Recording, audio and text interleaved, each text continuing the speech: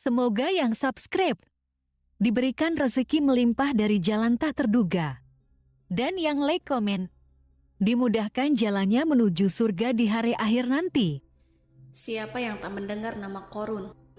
Qorun adalah seorang sosok kaya raya di zaman Nabi Musa, tapi namanya melegenda hingga sekarang. Kisahnya diabadikan dalam Al-Quran, bahkan menjadi peribahasa atau ungkapan di masyarakat guna menggambarkan seseorang yang mirip dengan tabiatnya atau menisbatkan harta yang ditemukan terpendam dalam tanah sebagai harta Qorun. Qorun adalah miliarder kaya raya yang hidup sejaman dengan Nabi Musa. Saking kaya rayanya, Qorun setiap kali keluar dari rumahnya, ia didampingi dengan 300 pelayan laki-laki dan 300 pelayan perempuan. Qorun juga dikawal oleh 4.000 pengawal yang diiringi 4.000 binatang ternak, ditambah 60 ekor unta yang khusus membawa kunci-kunci gudang penyimpanan harta kekayaannya itu. Itu dilakukan semata-mata sebagai bentuk kesombongan bahwa dialah manusia paling kaya, paling terhormat, dan memiliki pengikut setia. Ia merasa lebih mulia dibandingkan Nabi Musa alaihissalam. Orang-orang tentu saja akan penasaran seberapa banyak harta kekayaan Qorun jika pengawal dan pembawa kunci gudang kekayaannya sebanyak itu. Lalu berapakah harta yang dimiliki Qorun yang disimpan dalam gudang-gudangnya tersebut?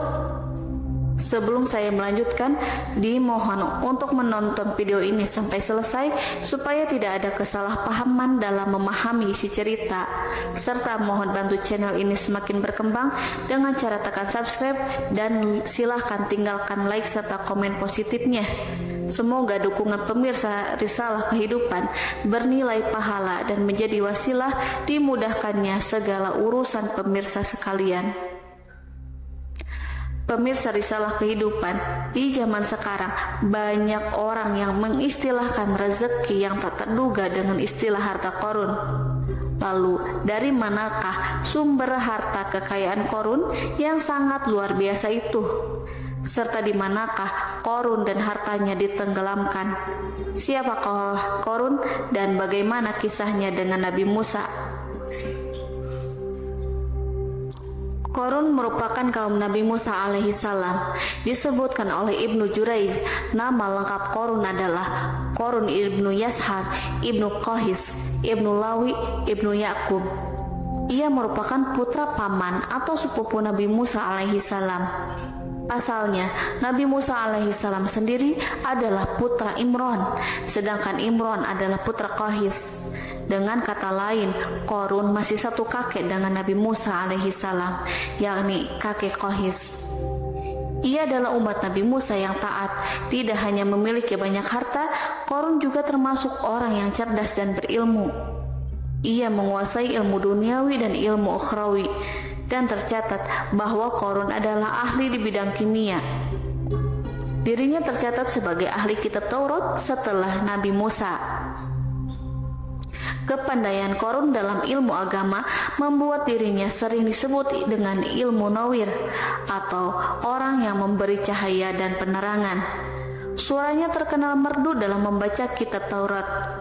Selain itu, Qorun juga lihai dalam berbisnis. Ia mengetahui trik investasi yang menguntungkan serta jalur perdagangan internasional yang strategis di zamannya. Kekayaan Qorun begitu banyak sebagaimana tercatat dalam surat Al-Qasas ayat 76. Sesungguhnya Qorun termasuk kaum Musa, tetapi dia berlaku aniaya terhadap mereka. Kami telah menganugerahkan kepadanya pembendaharaan harta yang kunci-kuncinya sungguh berat dipikul oleh sejumlah orang-orang yang kuat. Dalam riwayat Khaisamah disebutkan, untuk mengangkut kunci gudang kekayaan Qorun dibutuhkan 60 bigol atau sejenis kuda kecil. Ukuran kuncinya sebesar jari, bahannya terbuat dari kulit dan setiap kunci digunakan untuk satu gudang. Maka keluarlah Korun kepada kaumnya dalam kemegahannya. Para ulama tafsir menjelaskan, Korun keluar dengan baju mewah, diiringi dengan 300 gadis berbaju merah dan 4.000 kendaraan kuda. Tak heran, iring-iringan Korun itu mengundang decak kagum mereka yang gandrung terhadap harta kekayaan. Sebagaimana yang terekam dalam Al-Quran, moga-moga kiranya kita mempunyai seperti apa yang telah diberikan kepada Korun. Sesungguhnya ia benar-benar mempunyai keberuntungan yang besar. Quran Surat Al-Qasas ayat 79. Namun tak sedikit kaumnya yang mengingatkan, dan ingatlah ketika kaumnya berkata, janganlah engkau terlalu bangga. Sesungguhnya Allah tidak menyukai orang-orang yang terlalu membanggakan diri atau disebut farihin.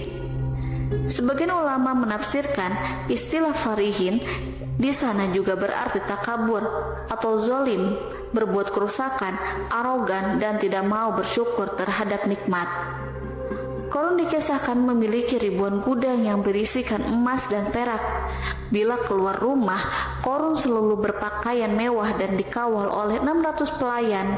Ia diiringi 4.000 ekor kuda dan 60 ekor unta yang membawa kunci-kunci gudang kekayaannya. Namun sayang seribu sayang, Korun kemudian membangkang pada Nabi Musa dan menjadi pengikut setia Fir'aun. Mengenai dari mana asal-usul kekayaan Korun, ada beberapa riwayat yang memberitakan tentang asal-usul kekayaan Korun tersebut. Sumber pertama menyebutkan bahwa jauh sebelum memiliki kekayaan, Korun hanyalah seorang lelaki miskin yang tidak mampu menafkahi keluarganya sendiri. Anaknya sangat banyak. Lalu suatu hari ketika Korun datang kepada Nabi Musa, ia meminta Nabi Musa alaihissalam untuk mendoakannya agar Allah memberikan harta benda yang banyak. Korun juga meminta Nabi Musa mengajarinya ilmu kimia dan ilmu-ilmu kehidupan lainnya. Korun dikenal sebagai orang yang soleh dan mengikuti ajaran Ibrahim dengan baik, sehingga tanpa pikir panjang Nabi Musa alaihissalam menyetujui permintaannya. Allah Subhanahu wa Ta'ala mengabulkan doa Nabi Musa. Korun diberikan kecerdasan luar biasa dan menguasai ilmu yang telah diajarkan kepadanya. Korun menguasai teori dan praktik pembuatan emas permata dan beragam perhiasan mewah lainnya. Ia juga pakar dalam ilmu arsitektur, rancangan bangunan, penataan kota, dan lain sebagainya. Tidak lama setelah itu, hidupnya berubah. Korun pun hidup dengan bergelimbang harta. Ribuan gudang yang dimilikinya penuh dengan emas dan perak. Namun sayangnya, keberuntungan yang didapatkannya membuatnya gelap mata. Korun mulai hidup dengan penuh pamer, keangkuhan, dan penuh kesombongan. Kekayaan yang telah diberikan oleh Allah Subhanahu wa Ta'ala membuatnya lupa dengan Sang Maha Pemberi. Korun merasa lebih terhormat dan mulia dibandingkan Nabi Musa. Ia pun akhirnya membelot dan durhaka pada Nabi Musa. Ia mengingkari janji-janjinya dahulu dan beralih menjadi pengikut Fir'aun yang setia. Loyalitas Korun terhadap Fir'aun membuatnya diangkat menjadi kepala mandor yang membawahi ribuan pekerja. Dikisahkan bahwa Korun bersikap semena-mena terhadap para pekerja. Ia tega memotong upah mereka. Ia melakukan korupsi demi membangun istana dan kemegahannya sendiri, dan untuk membangun gudang-gudang penyimpanan harta yang telah ia kumpulkan jauh-jauh hari. Ketika datang perintah zakat, Nabi Musa alaihissalam pergi menemui Korun dan memerintahkannya mengeluarkan zakat sebesar 1 dinar dari setiap 1000 dinar, 1 dirham dari setiap 1000 dirham, 1 kambing dari setiap 1000 kambing, dan seterusnya.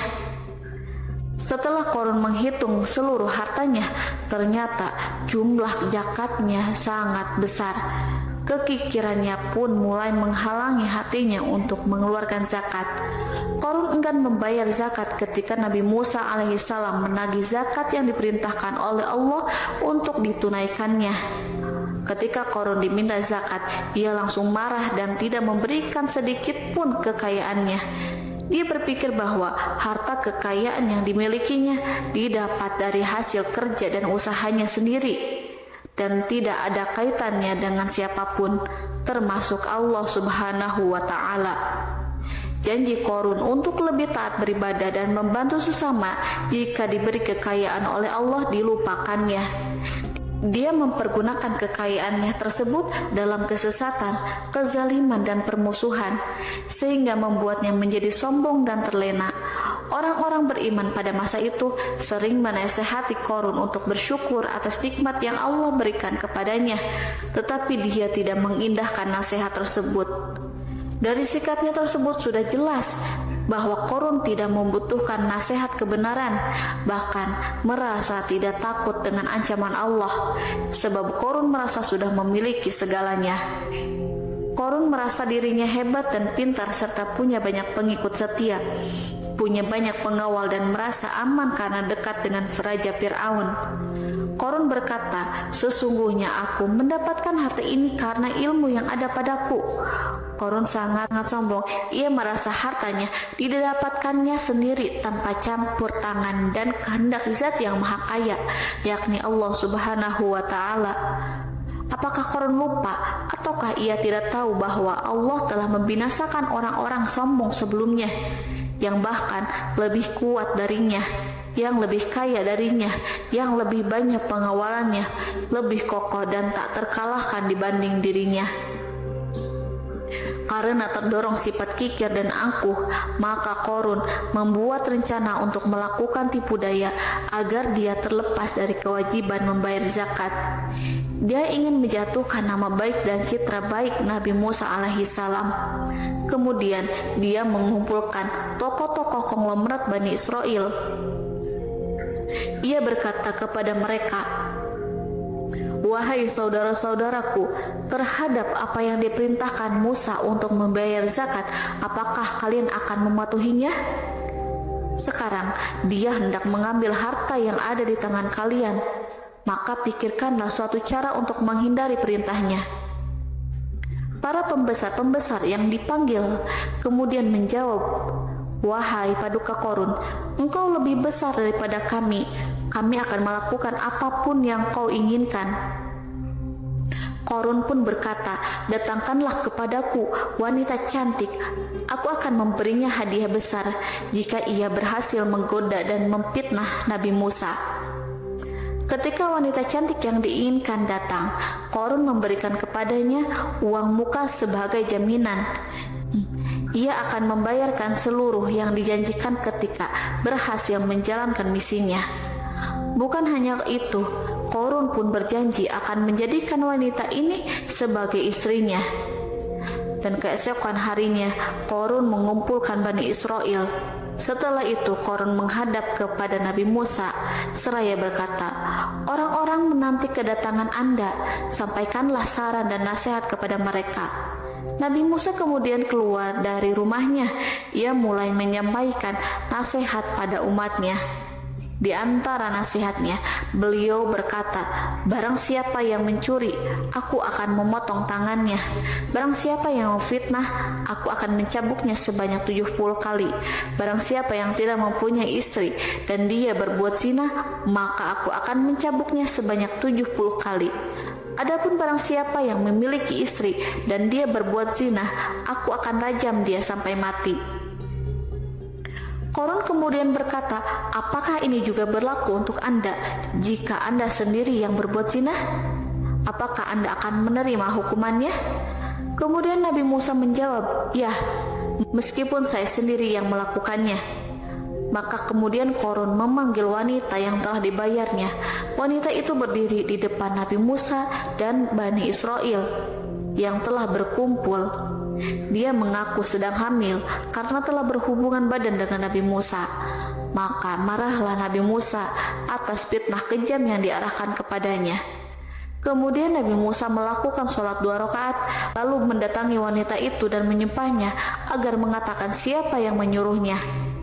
Wanita itu menjadi ketakutan.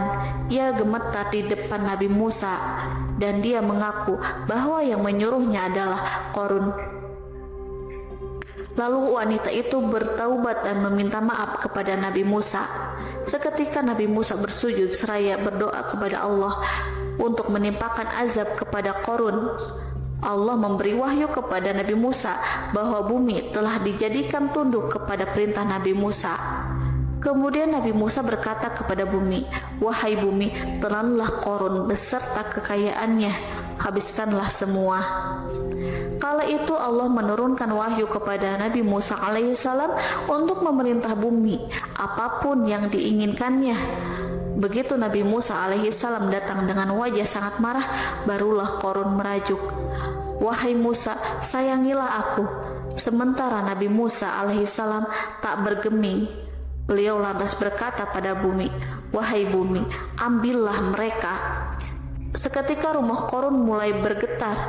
Qarun dan antek-anteknya mulai dibenamkan hingga bagian lututnya. Rumahnya ikut turun sedalam lutut. Qarun kembali merajuk, "Sayangilah aku Musa." Rumahnya kembali berguncang. Kini Qarun dan kawan-kawannya kembali terbenam hingga bagian pusar. Demikian pula rumahnya. Qarun terus merajuk, "Wahai Musa, sayangilah aku." Sementara Nabi Musa alaihissalam kembali meminta bumi, "Wahai bumi, ambillah mereka." Rumah Qarun berguncang lagi, sementara Qarun dan kawan-kawannya terus terbenam hingga bagian tenggorokannya. Demikian pula rumahnya. Qarun lagi-lagi menjerit, "Wahai Musa, sayangilah aku." Namun Nabi Musa alaihissalam tak bergeming. Beliau terus meminta bumi menelannya, hingga akhirnya Qarun dan kawan-kawannya hilang seluruhnya ditelan bumi. Tak lama setelah itu Allah pun berkata, "Wahai Musa, apa yang membuatmu bersikap demikian? Padahal demi kemuliaanku, andai dia Qarun berdoa kepadaku, niscaya aku akan rahmati. Maka kami benamkan dia beserta rumahnya ke dalam bumi, maka tidak ada baginya satu golongan pun yang akan menolongnya selain Allah, dan dia tidak termasuk orang-orang yang dapat membela diri." Quran Surat Al-Qasas ayat 81. Lalu di manakah lokasi ditenggelamkannya Qarun beserta harta bendanya? Konon berdasarkan kepercayaan beberapa masyarakat setempat, Qarun ditenggelamkan di sekitar sungai atau danau Moris yang terletak di kota Fayum, negara Mesir. Qarun konon mendirikan istana dan di tempat itu pula ia ditenggelamkan. Dahulu Qarun berkeinginan membangun sebuah istana, namun tidak diizinkan oleh Fir'aun jika istana itu dibangun di samping istana Fir'aun. Terlebih Qarun juga tidak ingin membangun istana di tengah pemukiman Bani Israel yang terletak di tanah Jasan. Fir'aun pun memberikan tanah di wilayah Fayum. Kemudian di tepi sungai Fayum inilah Qarun membangun istananya yang megah dan di dalamnya membangun Al-Kunuz atau gudang penyimpanan harta berisi emas dan perak. Salah satu bukti arkeologis yang dapat dijumpai di lokasi tersebut adalah runtuhan bangunan yang diduga sebagai tempat tinggal Qarun yang berjarak sekitar 2 km dari Danau Qarun. Menurut beberapa sumber, bangunan yang masih berdiri kokoh tersebut adalah benteng yang dibangun oleh Qarun. Namun, ada juga yang mengatakan bahwa bangunan tersebut adalah tempat tinggalnya. Wallahu a'lam bishawab.